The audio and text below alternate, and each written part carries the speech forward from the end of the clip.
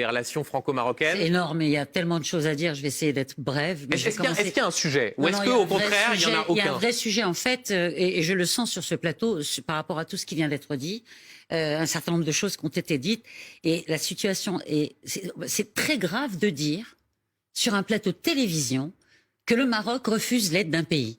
Ah non, alors, si vous me permettez... C'est ce qui émane de tout ce qui vient d'être dit. Si vous me permettez... Il est extrêmement grave, c'est même, je considère que c'est un appel à rébellion des populations marocaines. On est en train de dire aux Marocains, on veut vous aider, mais votre gouvernement ne nous laisse pas vous aider. Je considère ceci comme étant extrêmement grave, alors, et il va falloir... Si vous me permettez de faire une petite parenthèse... le corriger. Puisque vous m'avez donné la parole, Benjamin, j'aimerais pouvoir terminer, puisque c'est un sujet...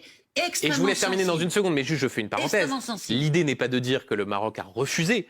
L'idée est bien de souligner que les autorités marocaines, contrairement à d'autres pays comme l'Espagne, c'est ce qu'on évoquait avec l'ambassadeur, que les autorités marocaines n'ont pas encore répondu aux propositions françaises. Au moment où nous parlons, avec leurs équipes cynophiles, sur le territoire marocain. Il y a en effet l'Espagne, avec 57 sapeurs-pompiers. Il y a les Britanniques, contrairement à ce que disait Monsieur le courtier, ils ne semblaient pas en être informés, qui ont commencé à opérer en fin d'après-midi. Il y a les Qataris et il y a les Émiratis.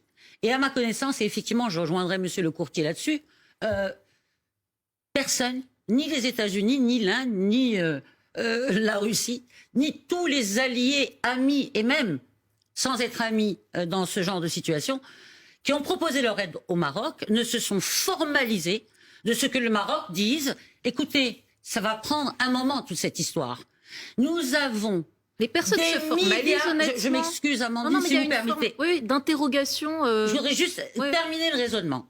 Si on se formalise, on formule une incompréhension. Le Maroc ne répond pas à la France. Non, ce n'est pas les faits. Cela ne reflète pas les faits.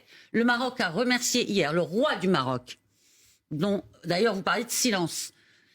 Chacun s'exprime de la manière dont il veut. Il y a ceux qui gèrent leur pays à travers Twitter. Ah oui. Il y a ceux qui le gèrent de manière différente. Donc ce que vous nous dites, voilà. Samira Sitaïl, c'est qu'en fait on voit tout ça avec nos lunettes de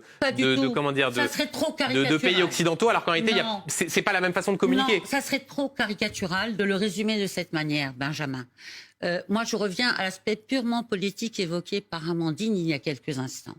On évoque la question algérienne, on évoque la question du Sahara marocain, qui est une affaire de justice, qui est une affaire éminemment stratégique et géopolitique pour le Maroc. Et ce n'est pas faux de dire que les relations franco-marocaines ne sont pas bonnes. L'immigration. On évoque des questions posées au niveau de la sécurité de la France, éventuellement l'espionnage du téléphone portable du président de la République. Toutes ces questions nous éloignent du fond de la question, auquel je reviendrai et je ne tarderai pas. Je ne veux pas monopoliser la parole, mais c'est important. Rapidement, parce qu'ensuite, Ronald Guintranche nous attend à Marrakech. Nous y revenons par rapport à cette question lancinante sur ces plateaux de chaînes d'information continue depuis 48 heures.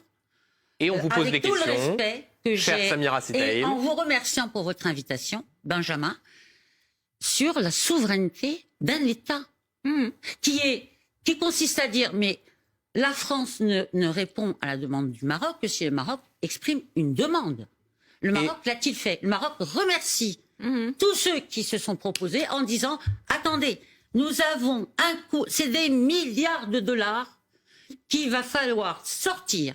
Il y a un coût social, éducationnel, il y a un coût patrimonial absolument extraordinaire qu'il va falloir, à un moment donné, que chacun de nos partenaires, de nos alliés, se départisse d'une posture politique pour véritablement et de manière sincère venir, comme le font les ONG aujourd'hui, et personne n'y voit quoi que ce soit. On a l'impression que Chère Samira Sitaïl, on aura le temps. Ne sont pas les bienvenus. On aura le temps. C'est totalement faux. Les Français sont les bienvenus. Nous avons des relations extrêmement profondes avec la France. Personne n'a dit le contraire ici.